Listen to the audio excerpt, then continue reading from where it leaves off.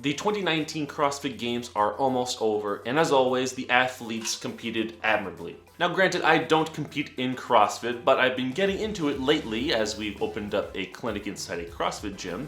But what really interests me was that the second event on the first day looked very similar to something like my kettlebell sport.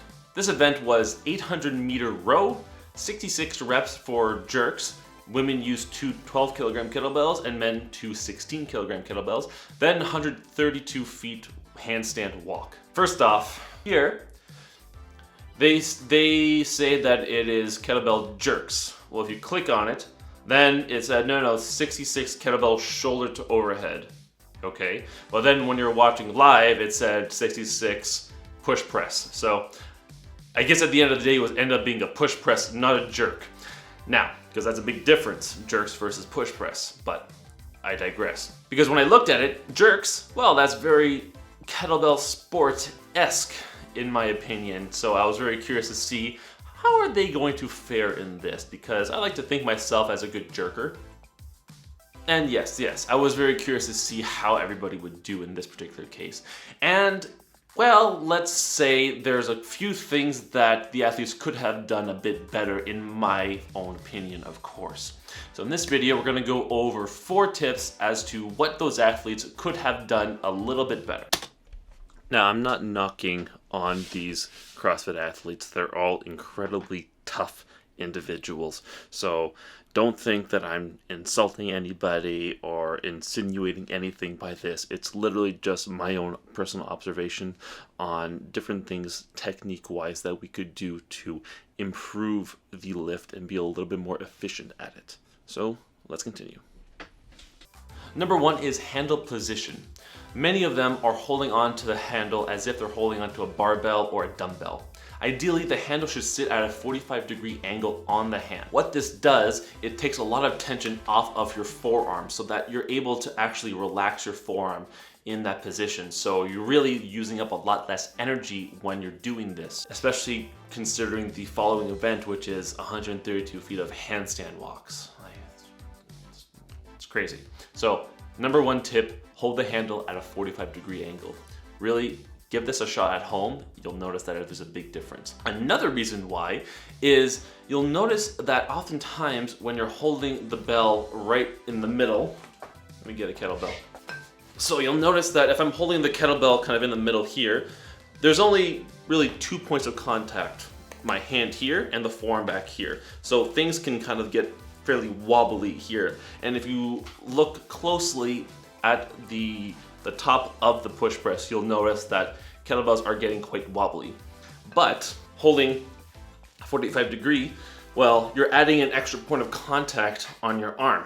So you have here on the handle, here on the side of your wrist, and the back of the wrist, of course. So now the kettlebell is a lot more sturdy in the hand, be a lot less wobbly, take a lot of tension off of your shoulder as well. So it'll make it easier. Number 2, lowering too slowly. You get the point once you get the lockout overhead. Once you're there, just bring it back down immediately. There's no point in wasting energy in having a slow deceleration. So a lot of them, again, if you look closely, they're pressing up, mind you, and they're lowering down.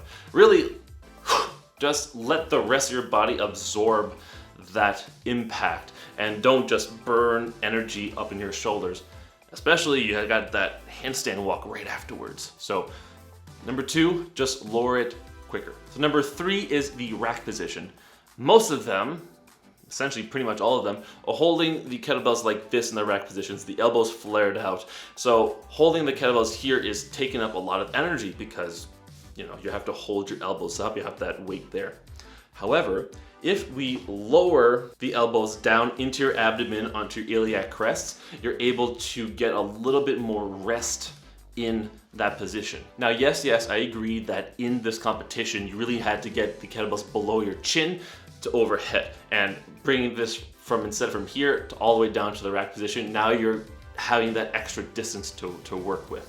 Now, I agree that might be a little bit of a setback, but I think what you gain from going into the rack position, having your elbows onto your abdomen versus up here is far better. Another reason why it's good to have your elbows rest on your hips, you're on your iliac crest, is that for the push press, is that now you're able to more efficiently transfer the energy from your legs to your elbows to the kettlebell to overhead. So you're able to launch the kettlebells right from the hips instead of it doing as if you're doing a push press like a barbell.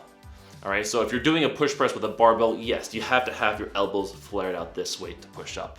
But with the kettlebells, you can modify this and actually be a little bit more efficient with the movement. Try this at home, give it a shot. You'll be pleasantly surprised, I think. And lastly, number 4, wear a damn shirt. The reason I say this is because, related to my previous point, with the elbows you want them to rest on your abdomen. Well, if you're not wearing a shirt, or you're wearing just like a sports bra and your abdomen is exposed, you're now putting your elbow on a sweaty abdomen and you're just gonna be sliding all over the place. You really want to wear a shirt that covers your abdomen, preferably covers your shoulders here as well, but that's okay if it doesn't, but definitely your abdomen for sure. Now, in an ideal world, you'd be wearing a very heavy cotton shirt, or something like this, like where there's no give in this, okay? So it's a very thick, heavy cotton shirt. Now, I get that at the games they have to wear certain shirts and that they give them to wear, and lots of them are probably kind of this material, this like athletic gear where it's a little bit more of that synthetic material. Now this one is not my favorite. Now this, I wouldn't really wear this if I would do kettlebell jerks or push presses because it would tend to slide a little bit more compared to a cotton shirt, but definitely it's a better option than just resting your elbows on your bare abdomen. So wear a shirt. I hope these tips were useful for you. If you have any questions or comments, please leave them down below. Please give this a like if you enjoyed this content. Consider subscribing to my channel, and we'll see you next time. Take care.